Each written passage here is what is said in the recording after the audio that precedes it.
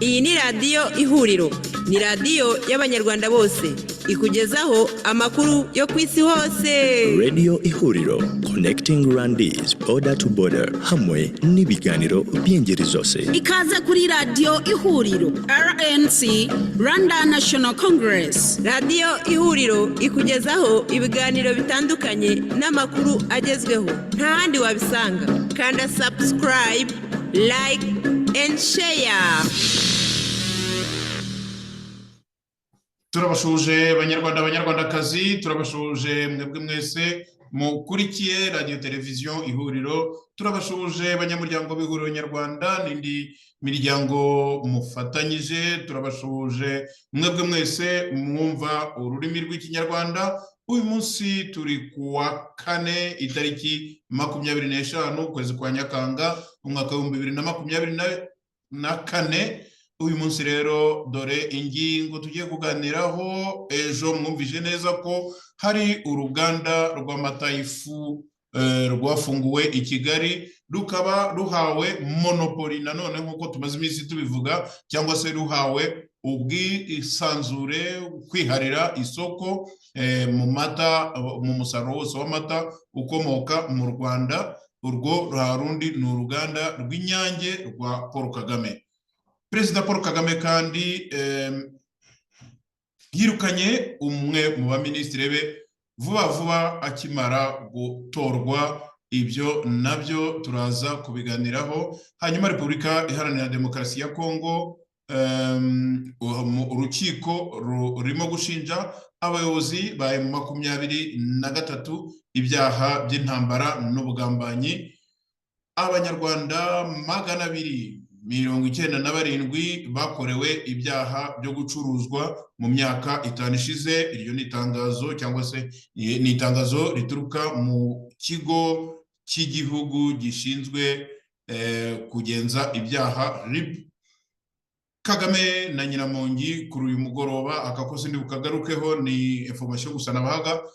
Kagame na Nyiramongi kuri uyu mugoroba w'itariki 25 z'ukwezi kwa Nyakanga bamaze gusesekara mu Bufaransa, aho bagiye kwijoyinga, niko muri iki gihe basigaye babyita, ubwo bagiye kwitabira ifungurwa ry'imikino olympique izaba ejo kuwa gatanu itariki 26.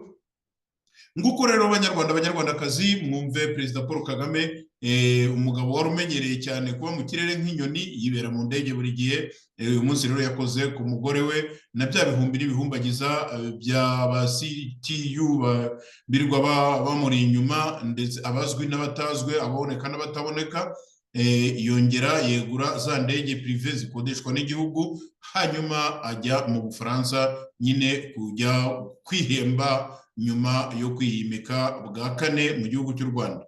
Ibi rero banyarwandakazi ni bya bindi tubabwira tuvuga tuti, iyo urebye neza ukareba amafaranga Paul Kagame yisasira muri izo ngendo ze zidafite epfo na ruguru, ibaze umuntu utazi no gusama umupira mu ntoki akaba yagiye muri iyo mikino olympique, akaba yagiye ndetse mu muhango wo kwifungura nkaho hari aho ahuriye nabyo. Nguko rero ko by'abanyarwanda biribwa n'igisambo Paul Kagame n'umuryango we. Reka rero dutangire nyine ibyo twari twabateguriye. Nk'uko nabivuze, uruganda Inyange rwa Paul Kagame rwihariye amasoko uyu munsi, noneho umunsi w'ejo noneho babongereyeho no gukora, cyangwa se nibyo gucisha mu nganda amata agahindurwa amata nyine y'ifu.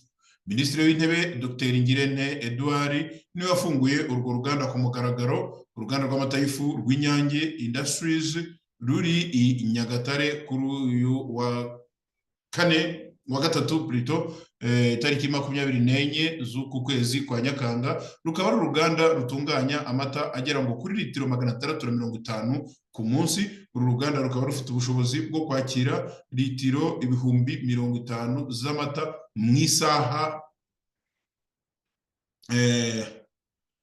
akabanza gusuzumwa niba yujuje ibipimo by'ubwiza bisabwa, hanyuma bakayayungurura agakonjeshwa kugera kuri dogere 4 bakabona kuyabika.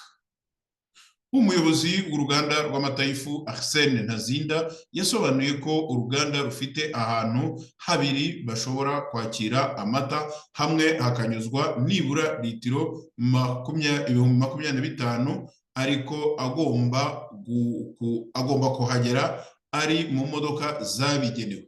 Amata yakiriwe ava mu bubiko akajya aho atandukanyirizwa n'amavuta, biriya bita pasteurisation, ku buryo haba ari amavuta ukwayo n'amata ukwayo. Hanyuma Ntazinda yakomeje asobanura ko amata aba agizwe na 87 kugera kuri 90%, bityo binyuze mu kuyateka amazi akurwamo hagasigara ibingana na 10 kugera kuri 12% by'ingano y'amata yatangiye gutunganywa. Mu guteka amata bakoresha ikoranabuhanga ku buryo intungamubiri zayo zitangirika. Amata atekwa kuri dogere 120, imashini zikagenda zihererekanya ku buryo hari n'aho bigera kuri 70. Ifu isigara irimo nibura 5% by'amazi yari mu mata. Amazi yakuwe mu mata aratunganywa ku buryo asohoka adafite ingaruka ku bidukikije, akifashishwa mu kuhira ubusitani n'ibindi bikorwa bitandukanye by'uruganda.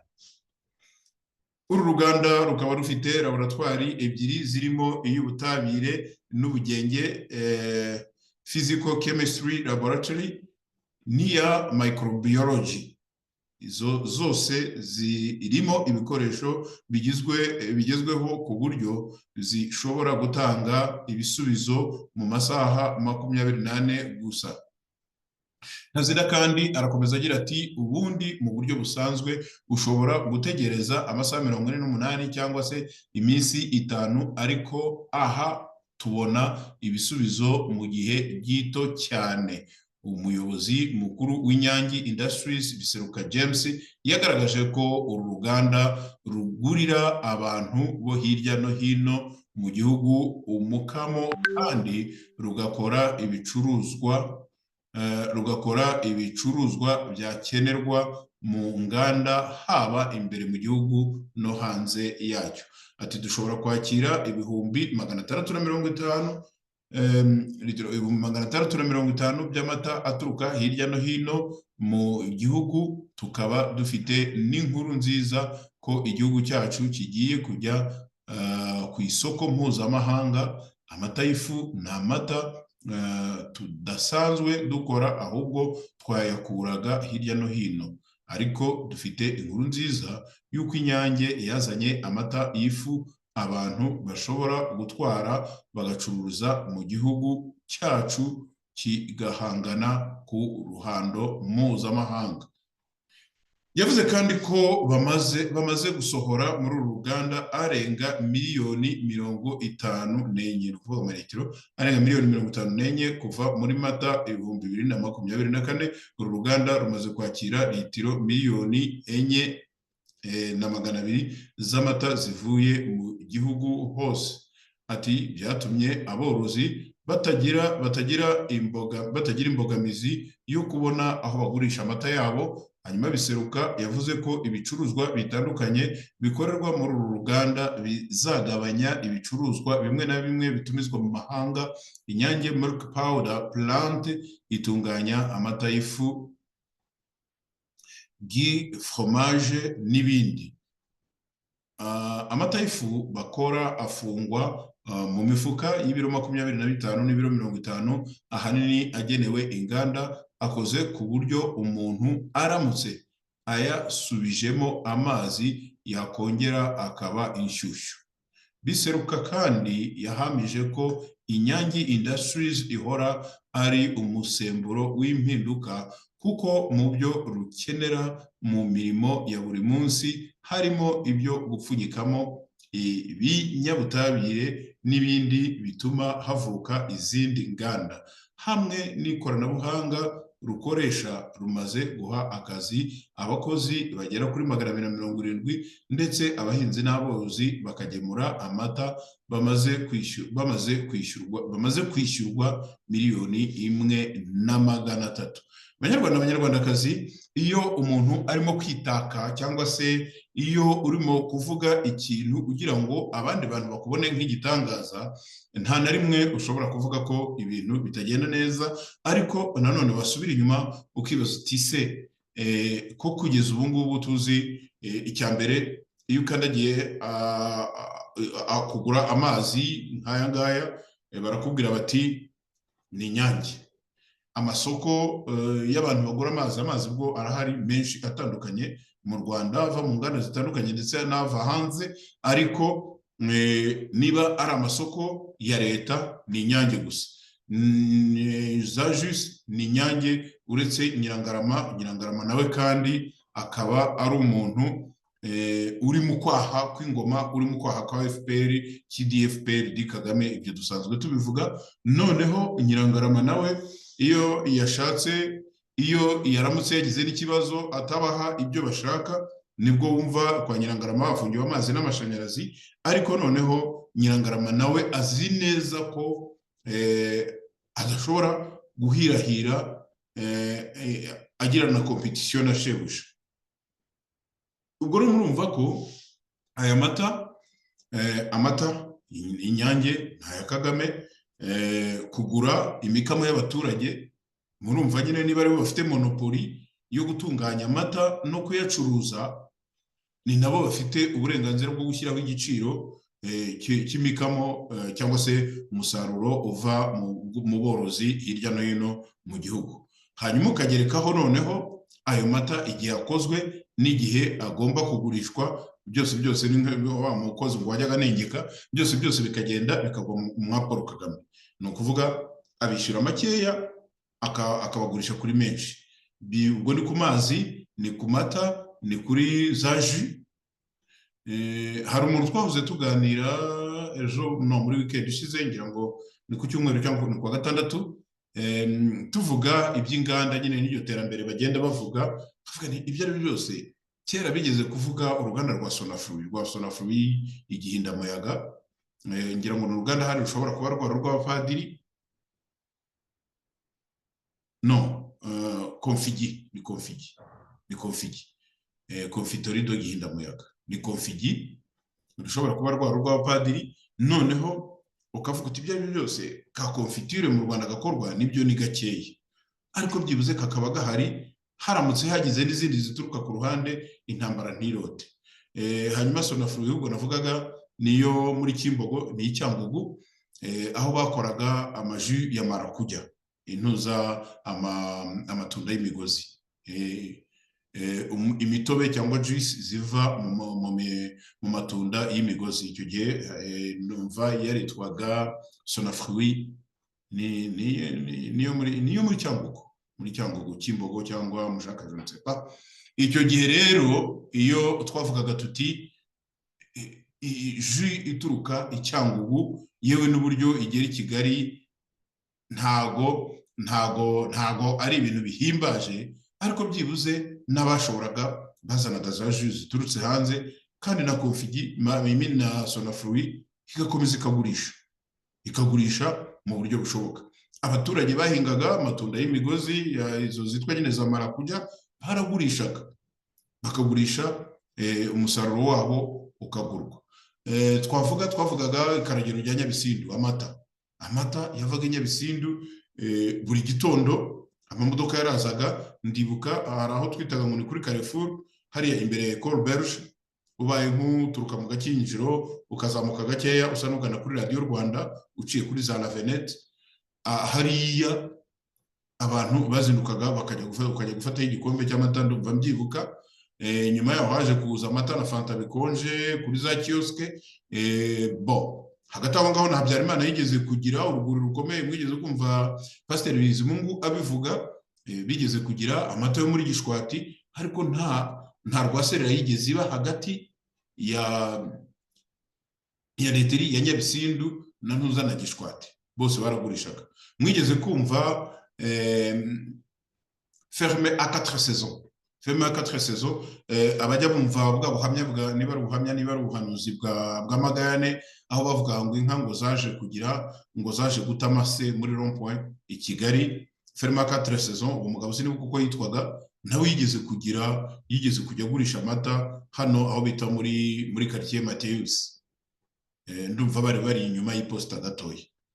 Hariya rero ntabwo nta na rimwe umuntu yavuga ngo undi aracuruza ngende acuruza gute. Ibyo byose uwagiraga umusaruro we yarazanaga agashyira ku isoko, nta mananiza nta rwaserera. Kuva Kagame yafungura Inyange kera cyane bagikorera hano, sinzi ubu aho baherereye, bagikorera hano kuri Rwanda Moto aho bita ku mazi. Mwibuke ko aribwo byatangiye bigenda nabi. Hari abantu bagiraga amata, yes, bagapfa kugerageza gucuruza. Ndumva mu Giporoso bari bahari, ndumva ruguru kuntuza kuri Kiye bari bahari, bene wabo na Ephraim Kabayija na General Karyango. Nkunda kubavuga abantu iyi famiye. Hari abandi bantu bari bafite, ariko bikagenda nabi. Mwibuke ko hari amata abaturage bigeze kujya barangura muri Uganda, kandi banavuye no muri Uganda. Kidi abaturage bavuye muri Uganda ni bamwe muri abo ngabo bazanye na Kagame, cyangwa se bafite ibindi bintu bahuriyeho. Amata bajya kuyarangura muri Uganda, hari igihe byabaye ishyano, bakayafata bakayambura bakayamena hasi ngo barimo ngo kuzana uburenge ngo buturutse mu mahanga. Ibyo ngibyo murabyibuka. Ibyo byose ko kugira ngo basigasire amasoko ya kizigenza. Ibi bintu rero kumva ngo Minisitiri w'Intebe yagiye gufungura uruganda rw'umuntu wikorera ku giti cye. Mu by'ukuri ruriya ni uruganda rw'umuntu wikorera ku giti cye, ariko Minisitiri w'Intebe ni umukuru wa guverinoma akajya guhagarara muri ibyo bintu. Barangiza bagashimagiza ibitangaza bakora n'ibiki byose, ariko mu by'ukuri ni ibyande, ni ibya Paul Kagame.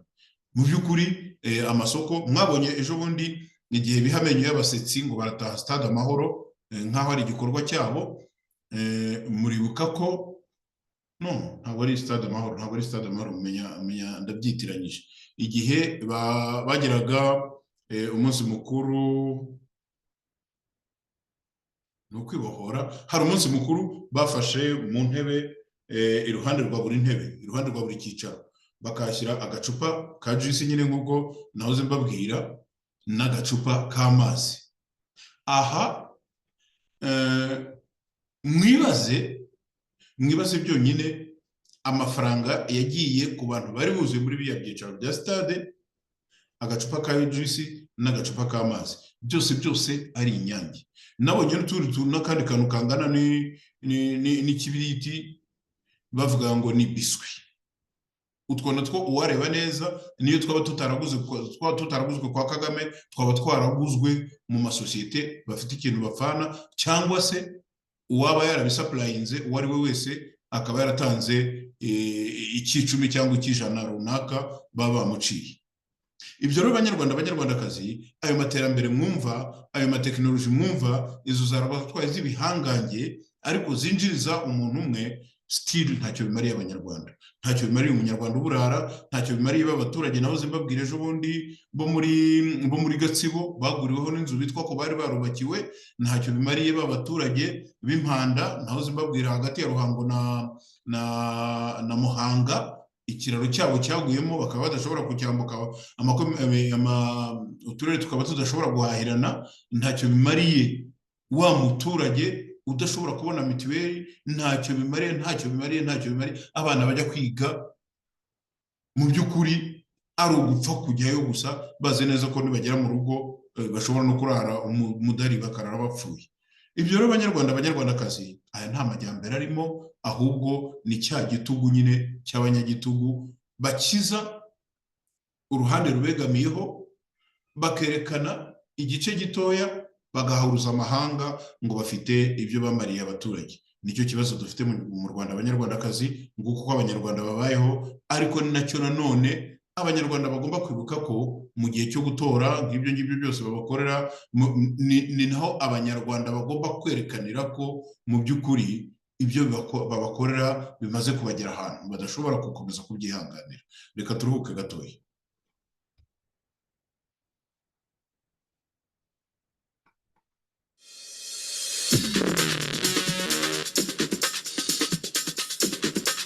Iyi ni radiyo ihuriro, ni radiyo y'abanyarwanda bose, ikugezaho amakuru yo ku isi hose. Radio Ihuriro, connecting Rwandese border to border, hamwe n'ibiganiro by'ingeri zose. Ikaze kuri radiyo ihuriro RNC, Rwanda National Congress. Radiyo ihuriro ikugezaho ibiganiro bitandukanye n'amakuru agezweho, nta handi wabisanga. Kanda subscribe, like and share.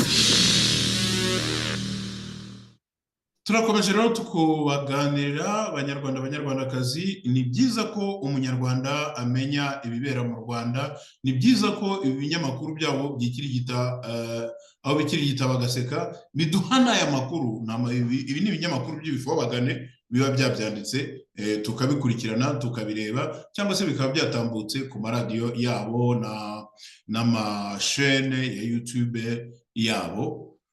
Reka rero dukomeze. Nyuma yo kwiyimika, ubwo Paul Kagame nyine murabizi arangije ikintu cyiswe umukino w'amatora, nyuma yo kwihereza amajwi 100% abura ibice bikeya cyane, noneho atangiye kugenda ahemba akanirukana, donc agabira akanambura abagaragu be.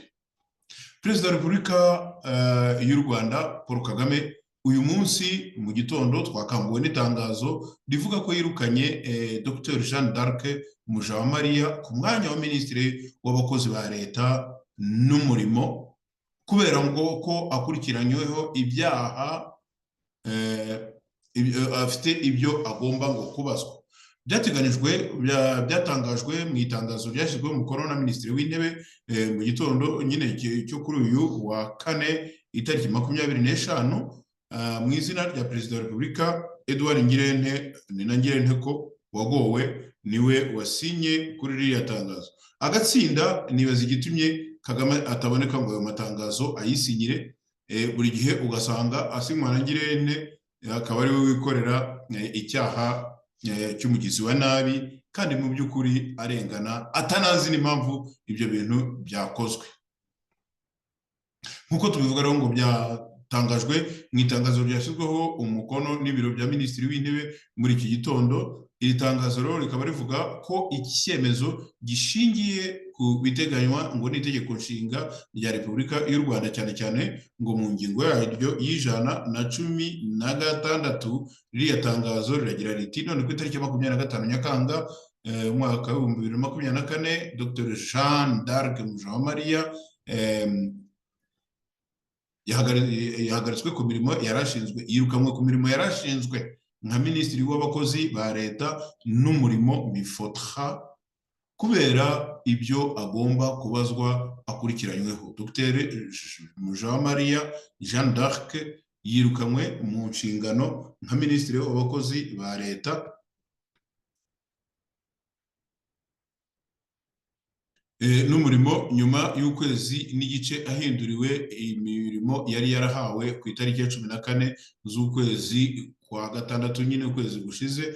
Perezida wa Repubulika igihe Perezida wa Repubulika yakoraga impinduka muri guverinoma, Dr Jeanne d'Arc Mujawamariya ariwe wasimbuye Professeur Bayisenge Jeannette, nawe utarahawe undi mwanya. Yahoze ari minisitiri w'ibidukikije, umwanya yamazeho imyaka 4 n'igice, aho yari yarahawe izindi nshingano, mu kwezi k'Ugushyingo umwaka wa 2019. Dr Mujawamariya ntabwo ari we kandi wenyine wahagaritswe. Dr Mujawamariya yahagaritswe hamwe na Karera Patrick, bombi bakaba barimo gukorwaho iperereza. Ibi rero bikaba byashimangiwe n'umuvugizi w'urwego rw'igihugu rushinzwe ubugenzacyaha Dr Murangira Thierry, akaba yabitangaje nawe kuri uyu wa kane itariki 25 Nyakanga, ubwo yerekaga itangazamakuru abantu 7 ngo bafatiwe mu bikorwa by'ubujura. Abanyamakuru baboneraho no kumubaza ibyaha Dr Mujawamariya Jeanne d'Arc akurikiranyweho, ariko Murangira arababwira ati arimo kubazwa ibyaha akekwaho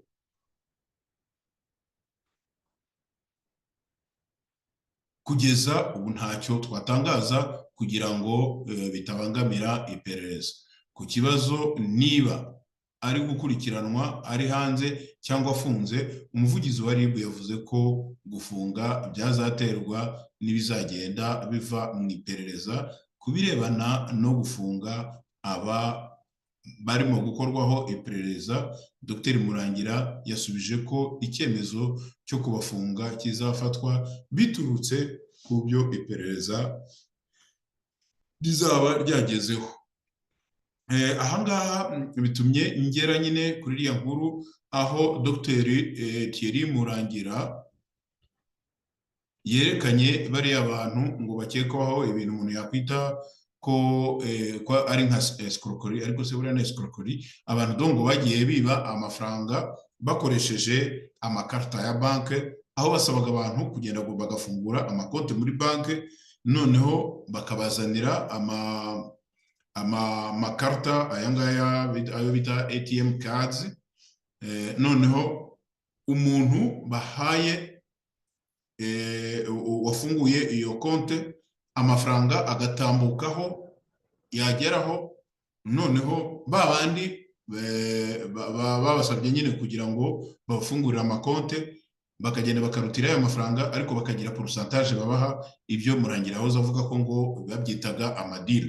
Ibyo ngibyo ntabwo ari cyo nshingiyeho cyane, ahubwo ndimo ndibaza niba mu Rwanda, kandi twabivuze kenshi cyane, niba mu Rwanda hari cya kintu ihame ryo kuvuga ko ushinjwa ukekwaho icyaha akitirirwa gusa iyo yagihamijwe n'umucamanza,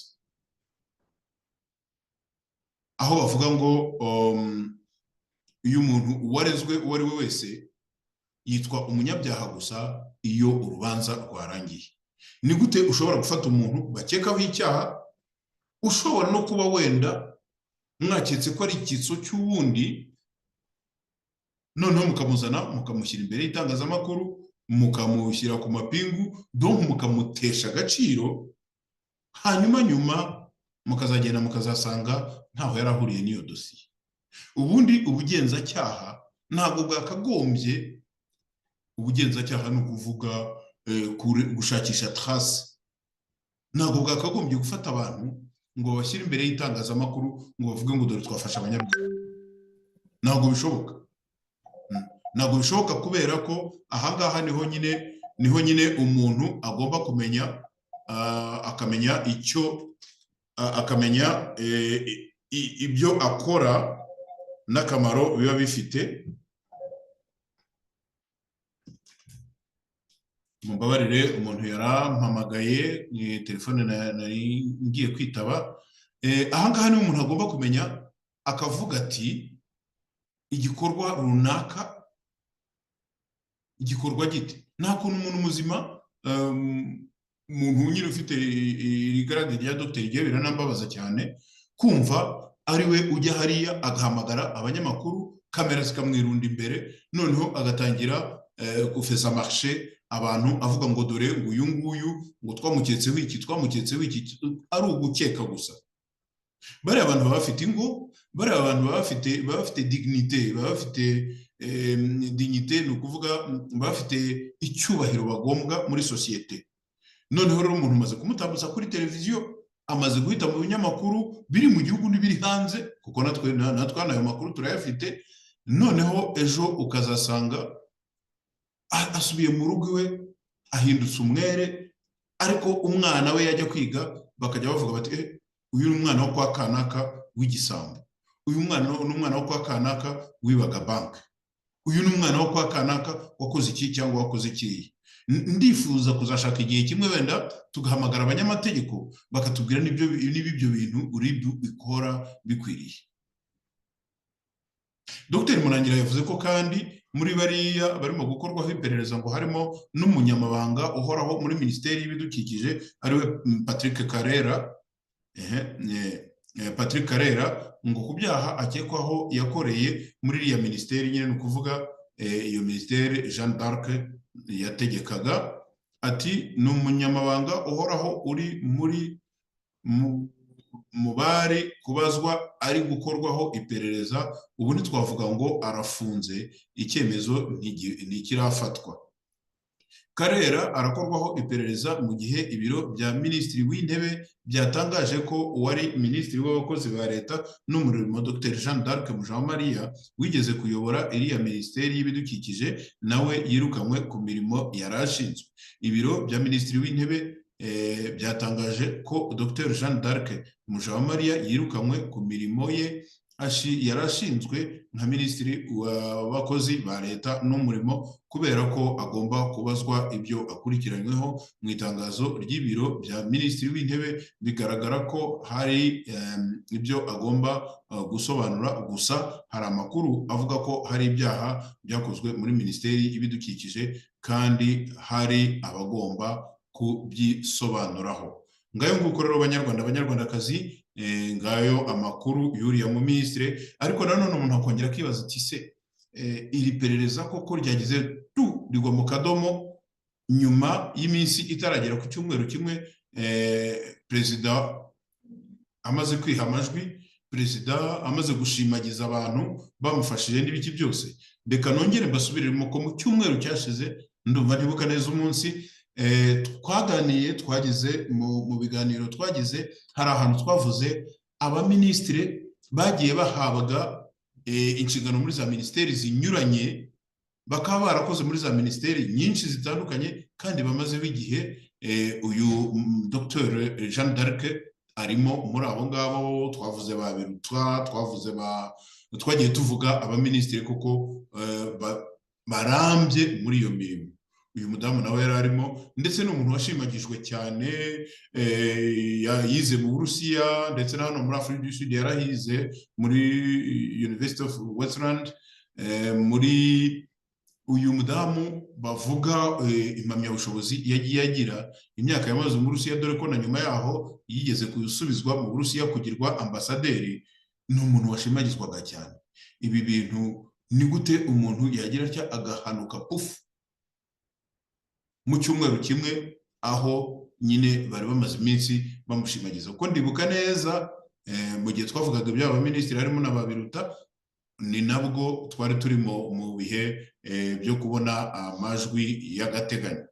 Ngaha rero ngayo nguko banyarwandakazi, kwa Kagame nta icyo bita espérance de vie ntayo. Igihe yakurose bucya mu gitondo ahita gukubita intorezo. Si ukuvuga ngo wenda ahanini wenda nk'ibyaha byo kunyereza imitungo simbizi, si ukuvuga ngo wenda ni uko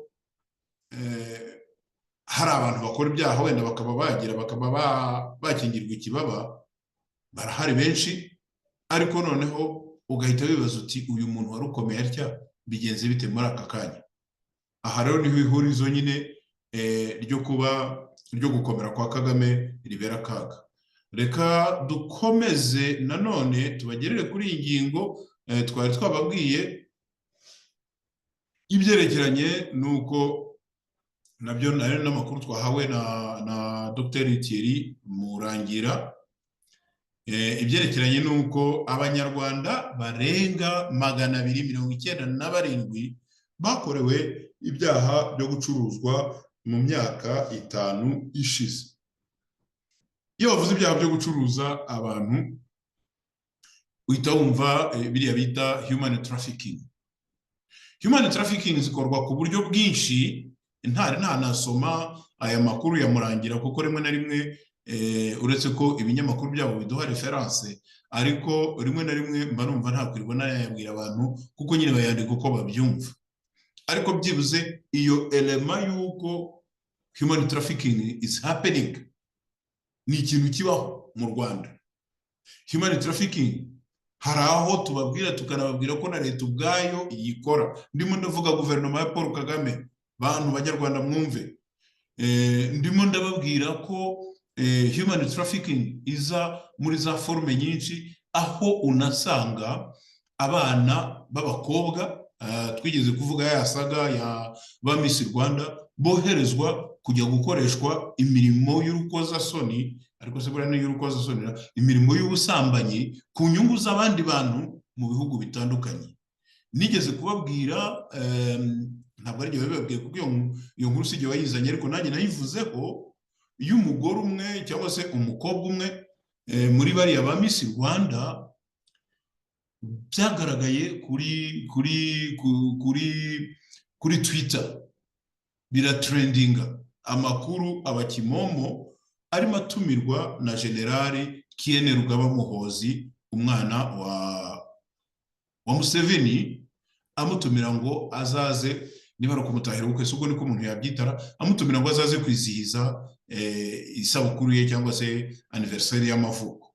Muranyumvira rero abanyarwandakazi, nta kuntu umwana wo kwa njyewe Kayitare yamenyana na Muhoozi kugeza igihe ndetse Muhoozi abigira ibintu biri populaire, akabyandika kuri Twitter aho abantu bose babisoma. Turimo turavuga ahangaha noneho umwana wo kwa Kayitare, turimo turavuga umukobwa wagize umukobwa wabaye Miss, wabaye wahize abandi mu bwiza mu gihugu, akambikwa ikamba, akaba nimero ya mbere, ukumva arimo gushakwa. Noneho mwibuke muri yame, ukumva arimo gushakwa na Generali, umwana wa perezida w'igihugu cy'amahanga. Aba ari Generali nk'aba Kabarebe barabikoze, bagiye babikorera ubwana bw'ubuhanzi n'ubuki, murabizi ibyo ngibyo, ariko aramutse abaye ari Generali nka Kabarebe wibereye ku ruhande aho ngaho savanko. Ariko aho ngaho turimo turavuga Generali, umwana wa perezida w'igihugu cy'amahanga, bigatrendinga ku mbuga nkoranyambaga, nanjye nkabibona nawe ukabibona. Mwumva icyo kintu. Noneho tugere kuri bano bakobwa, igihe bajyaga gukora ngo muri ya mishinga baba barahisemo y'ibyo bagomba kumarira igihugu n'abenegihugu, twumvishe ko ngo basohoka muri iriya rushanwa bahita bajya Dubai, ngabo barajya kuruhuka, ngabo baraherekeza aba homme d'affaires y'ababitiki, aba businessmen. Ejo bundi nababwiye ibyo muri Rubavu, ahantu muri Rubavu hahindutse indiri y'ubusambanyi, ko abantu bose avuga ngo nzajya kuruhukira muri Rubavu, nzajya kuruhukira ku Kivu, nzajya, akagenda akajyayo akamarayo weekend, akazakata akagaruka. Ibi ngibi rero nabyo ni ubundi bwoko bwa human trafficking. Ibyo ngibyo biba human trafficking mu buhe buryo? Barakujyana wenda rwose bakanaguhemba, ariko wowe ukinjiza amafaranga ajya mu bubiko cyangwa se mu mifuka y'uwundi muntu. Iyo ni human trafficking. Reka tugaruke rero ku nkuru ya Murangira, n'izo raporo za kasamutwe niko basigaye babyita mu Rwanda, za RIB.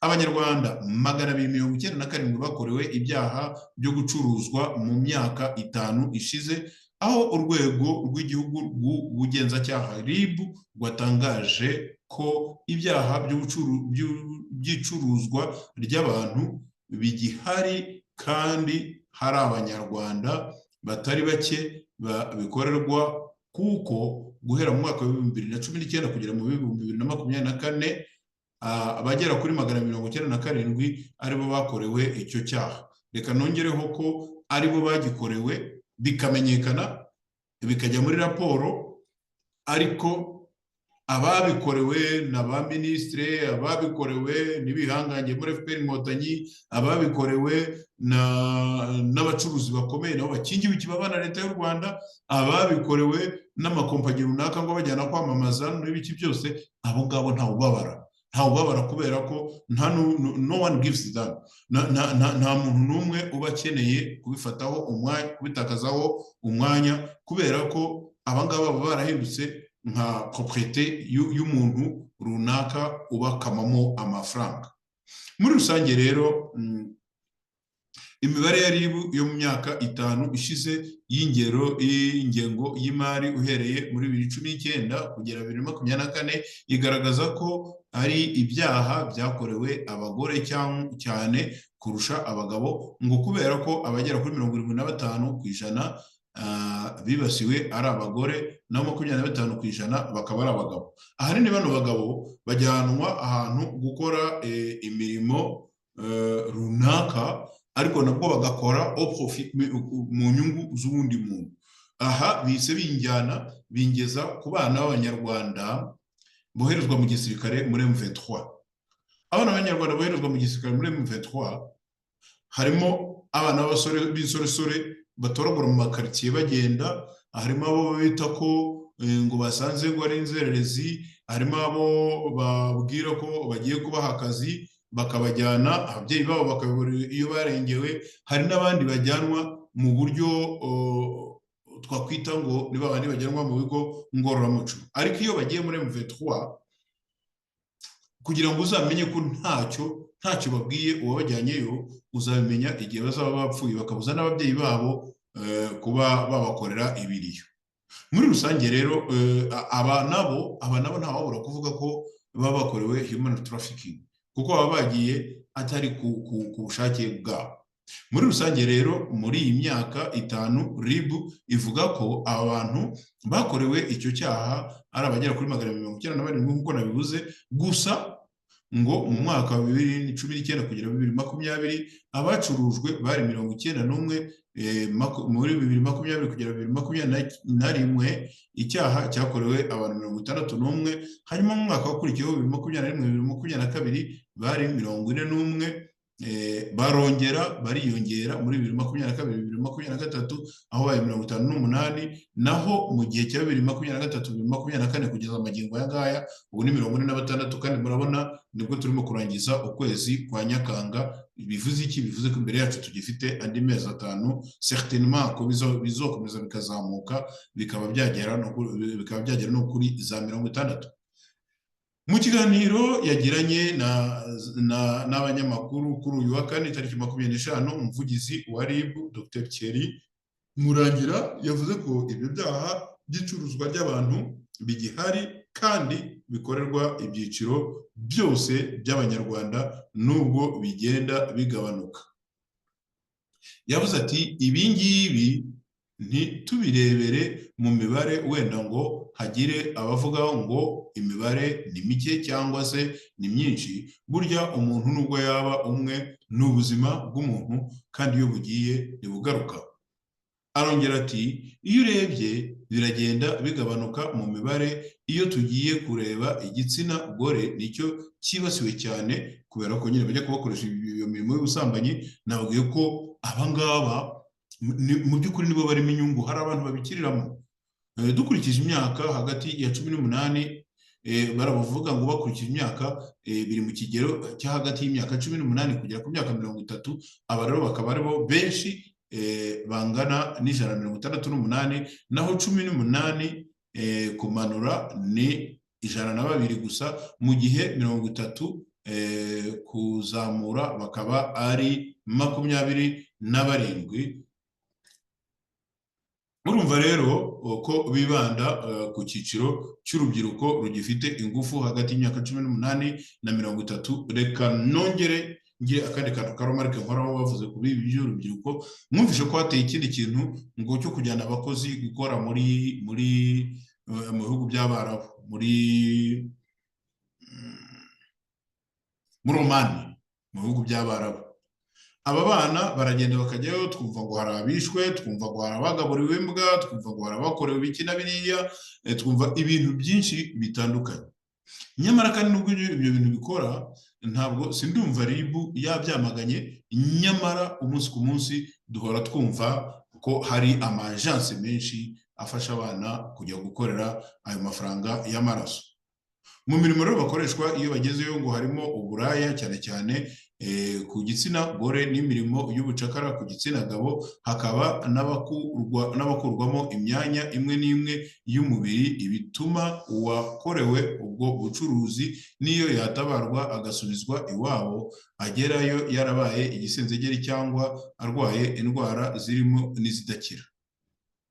Ibi bintu by'icuruzwa ry'ingingo nabyo byavuzwe kenshi mu Rwanda, ndetse hari n'ibimenyetso by'uko abakomeye muri leta, ni kuvuga leta, kuko uvuze leta burya uvuze ubutegetsi, ariko abakomeye muri leta umuntu atanatinya no kuvuga ko bafitanye isano na Paul Kagame.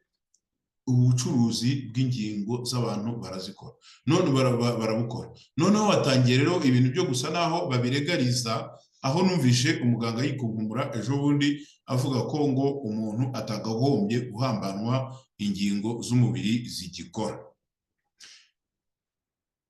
Thierry Murangira rero aravuga ko ngo itegeko nimero 51 ryo muri 2018 ryo kuwa 13 Kanama umwaka wa 2018 ngo ryerekeye gukumira no kurwanya no guhana icuruzwa ry'abantu no gushakira inyungu mu bandi mu ngingo yaryo ya 18 rivuga ko uhamijwe n'urukiko iki cyaha cy'icuruzwa ry'abantu ahanishwa igifungo kitarenze imyaka 15 n'ihazabu y'amafaranga y'u Rwanda atari munsi ya miliyoni 10 ariko atarenze miliyoni 15. Iyo icyo cyaha gikozwe ku buryo cyambukiranya imipaka, hari nabyo byinshi bakora kuri ubu ngubu, igihano kiba igifungo kitari munsi y'imyaka 20 ariko kitarenze imyaka 25 n'ihazabu y'amafaranga y'u Rwanda atari munsi ya miliyoni 20 ariko kandi atarenze miliyoni 25. Reka rero mbabwire abanyarwandakazi, aya mategeko tuvuga gutya tuboroka, umuntu akayavuga rwose yihuta ukumva ari ibintu byacitse, ntacyo avuze mu gihe aza mu bitabo gusa. Ariko niba bafashe umuntu nka Kazungu abantu bakamuperereza bakamujyana bakagera mu gikari mu cyumba, twareba neza tugasanga abantu bagiye bakira muri ako gaserikule ako usangamo Kazungu, bakaba baragiye bakira mu buryo butumvikanye, ndetse n'imirimo nta mirimo yindi izwi bagikora uretse ko bigeze gukomera ahantu. Ahangaha naho umuntu yakwibaza ati se aya mategeko areba abantu bose? Iyo noneho bavuze ngo hari amajanse ajyana abantu muri ibyo bintu byo kujya gukora mu mahanga, ayo majanse afungurwa mu Rwanda afite impushya za leta, atanga imisoro hakurikijwe iki? Mwibuke ko iyo uvuze uti ncuruza inzoga, baravuga batoke erekana financials, erekana uburyo umutungo wawe ugenda, ukavuga uti nagiye ndangura gutya, ahangaha ntangaho VAT, ndangura gutya, ncuruza gutya, stock zanjye zimeze gutya. None bakavuga batoke tugendeye kuri no mibare umusoro wawe naya. Ubuse aba bantu ibyo bintu babishyira koko muri raporo bakavuga bati nuko nguko ubucuruzi bwacu bugenda, hanyuma nimudufashe musore. Biramutse bibaye ibyo mudusoreshe, biramutse bibaye ibyo mu kukugenera umusoro, agaciro k'umusoro ugomba gutanga, noneho uwo musoro ukawutanga, niba koko bagendera kuri iyo raporo bakagombye kumenya aya ngaya wacuruje ugiye gusorera aturuka hehe. Cyangwa se tubihindure twumve ko ikigo cy'igihugu gishinzwe imisoro n'amahoro gifata amafaranga, hano mu kizuru baravuga ngo waya, gifata amafaranga gutyo gusa batarebye aho yaturutse. Noneho se bakayagena gute bakamenya usora menshi ari uwuhe, usora make ari uwuhe, usonerwa ari uwuhe, niba batagaragaza ubucuruzi bakora na movement yuko barangura nuko bacuruza? Aha naho abanyarwanda mu bimenye niba ariko bimeze. Rero byanze bikunze niba ngibi byakagombye kumenyekana, abangaba bakora akazi ko gucuruza abandi. Reka dufate akaruhuko tugaruke mu kanya gatoya.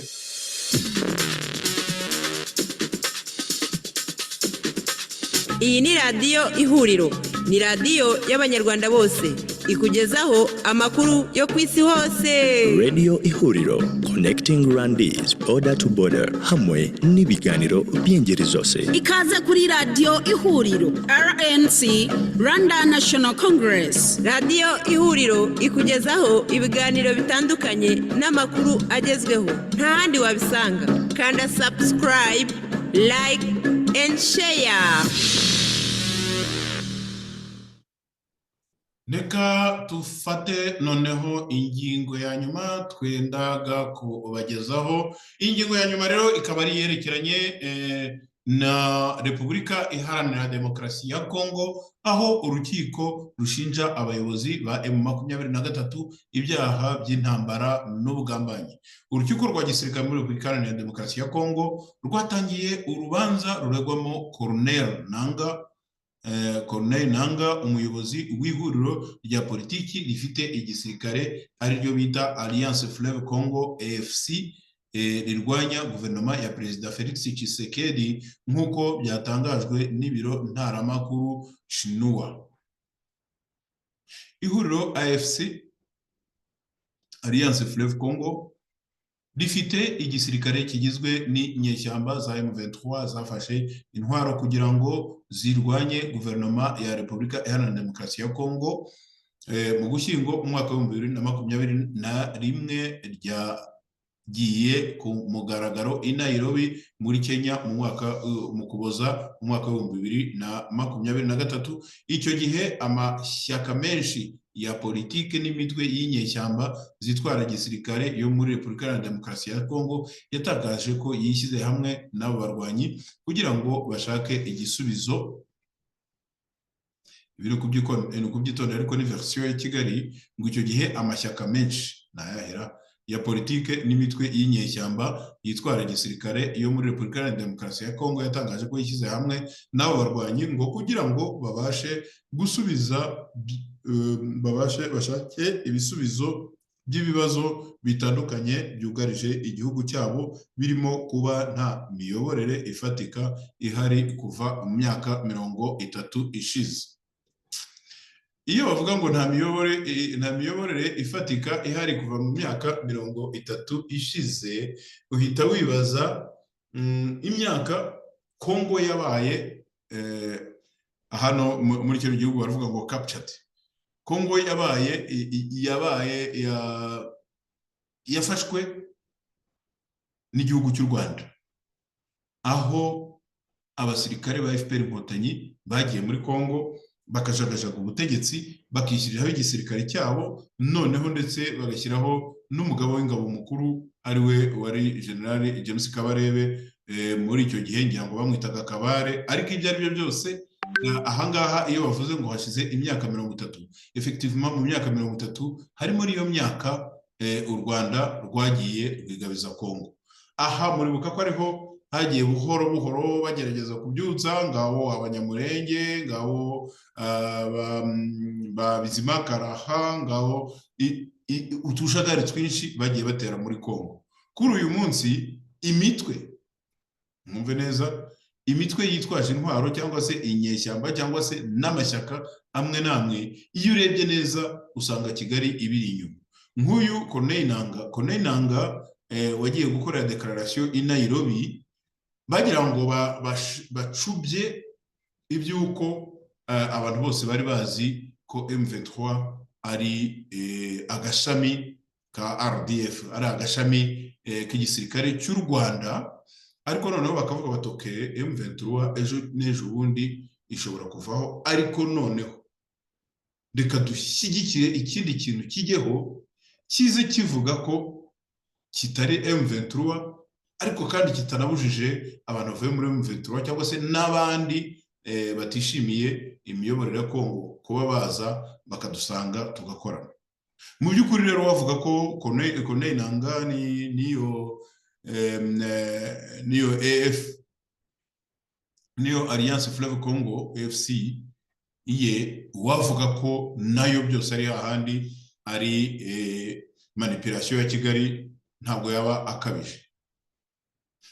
Mu minsi ishize nk'uko byavuzwe mu itangazamakuru, Corneille Nangaa wahoze ari umuyobozi wa komisiyo y'igihugu y'amatora muri Repubulika Iharanira Demokarasi ya Kongo n'abandi bantu 25 bashinjwe ariko badahari ibyaha by'intambara, gukorana n'agatsiko k'abagizi ba nabi n'ubugambanyi.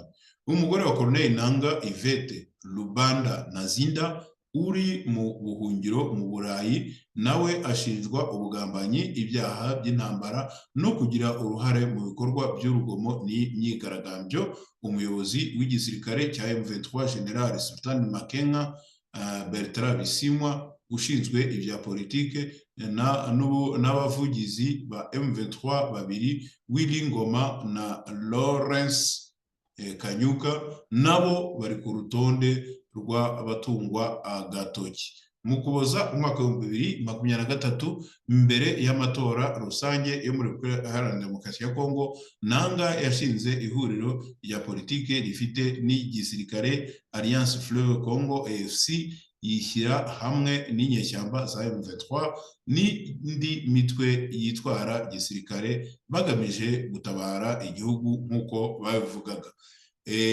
Igihirahiro n'ibibazo by'imibereho mibi byugarije uburasirazuba bwa Kongo, nubwo hari amasezerano yo gushyiraho agahenge kagutse kugeza ku itariki ya 3 z'ukwa munani hagati y'ingabo za Repubulika Iharanira Demokarasi ya Kongo n'abarwanyi ba AFC bagenzura kugeza ubu uduce 100 mu ntara ya Kivu y'Amajyaruguru nyuma yo kubura imirwano mu Gushyingo umwaka wa 2021. Imitwe ya gisirikare irimo FDLR yiganjemo abagize uruhare muri jenoside yakorewe abatutsi mu Rwanda muri 1994 ikomeje kwidegembya mu burasirazuba bwa Kongo. Hari aho irimo kujujubya abaturage, kwica, gusahura no gukura abantu mu byabo. Iyi ni version ya Kigali, ni ibinyamateka by'ibifobagane nk'uko nababwiye. Aha rero barakomeza bagira bati mu burasirazuba bwa Repubulika Iharanira Demokarasi ya Kongo narimo umutwe w'inyeshyamba ziharanira demokarasi Alliance Democratic Forces ADF, umutwe witwara gisirikare ugizwe n'abaganda wigeze guhamya ko ushyigikiye leta ya Islamic State mwaka wa 2019. ADF ishami rya Islamic State ryo muri Afrika yo hagati rikorana n'ibyihebe byo mu majyaruguru ya Mozambique. Ni umwe mu mitwe yitwara gisirikare isaga 200 ibarizwa mu mashyamba yo mu burasirazuba bwa Kongo. Ibiro ntaramakuru Shinua biravuga ko mu ijoro ryo kuwa 2 rishyira kuwa 3 kuri 24 Nyakanga abantu 35 bishwe n'inyeshyamba za ADF mu ntara ya Kivu y'Amajyaruguru. Muri Kamena nabwo biravugwa ko 16 bishwe n'agatsiko k'inyeshyamba za Islamu ziri mu ntara ya Kivu y'Amajyaruguru. Inyeshyamba za ADF zimaze hafi imyaka 30 zikorera mu mashyamba yo mu burasirazuba bwa Repubulika Iharanira Demokarasi ya Kongo. Banyarwandakazi, nk'uko mu byumva izi nkuru ziba zakozwe nyine n'ibifobagane, bageraho bagaha ikintu umuntu yakwita ireme amakuru yo poza leta ya Kongo. Ariko mu by'ukuri ikigamijwe cyane kurusha ibindi ni ukugira ngo berekane ko byaze bikunze M23 aho iri ifite impamvu ziyitera kurwana. Noneho nibanavuga ko bayishyigikira, bavuge ko bayishyigikira, ariko bayishyigikira kugira ngo batabare abaturage ba Kongo. Ariko kenshi turabivuga tukavuga tuti se tuvuge ko M23 koko ari abanyekongo, niba nta banyarwanda barimo murashya mwarura iki? Niba nta n'abasirikare muhereza, niba nta RDF yari murashya mwarura iki? Ngo FDLR iba ku butaka bwa Kongo, ngo ikaba ifite imigambi yo kugaruka gukora jenoside. Ko mwavuze ko muri gisirikare cy'igihangange mwaretse ikaza mukayitwika ku mama, mukayitwika habona. Kuki mugombera buri gihe kwikuvura? Nibavuga akantu baratwanga, nibavuga akantu badushyiraho ibibazo bya Kongo, nibavuga ibyo bintu byose ni ibyiki? Niba muzi neza ko ntacyo mwishinja. Banyarwandakazi rero nguko ejo nahoze mbabwira ni umwana warwaye irungu buri gihe ahora anyigira, arira, yifuza iby'abandi bantu, yumva yakwitabwaho kurusha abandi, ibintu nk'ibyo ngibyo. Aha rero banyarwandakazi nibyo turimo kwerekwa n'abanyakubahwa bayoboye u Rwanda niyo yayo. Erega maye mba ntinya no kubavuga mu bundi buryo kubera ko nyine niba nyakubahwa mu gice cyabo, mu rugero rwabo, mu bihe barimo. aha rero abanyarwandakazi rwose bajye batubeshya bitonze, batubeshye bashyize mu gaciro, kubera ko ikizwi neza ni uko Repubulika Iharanira Demokarasi ya Kongo yatewe n'ingabo za RDF, kuko iyo zirenze umupaka zihindura M23. Ngayo ngukorera abanyarwandakazi, reka dusoreze aha ngaha wenda ikiganiro cyacu cy'uyu mugoroba. Umuntu aranyibukije arambwiye ati u Rwanda, Repubulika Iharanira Demokarasi ya Kongo yatewe n'umutwe wa M23, hanyuma umutwe wa Alliance Fleuve Congo FC ukaba umutwe mu by'ukuri nawo ushyigikiwe n'u Rwanda. Donc ntaho bavuye ntaho bagiye. Reka rero tubashimire, tubashishikariza gukomeza gukurikira ibiganiro byacu no kuzajya buri gihe mudukurikira ku mbuga nkoranyambaga, abariho muduhera ibitekerezo, abari naho kandi mumenyera ko ibintu byacu bigenda, icyo tubateguriye ndetse n'imigambi n'uburyo mwabasha kuba mwatugezaho ibitekerezo byanyu. Ndabashimiye rero, mukomeze mugubwe neza hano i Pretoria muri Afurika y'Epfo. Ngewe nitwa Claude Maria Bernardo Kayitare.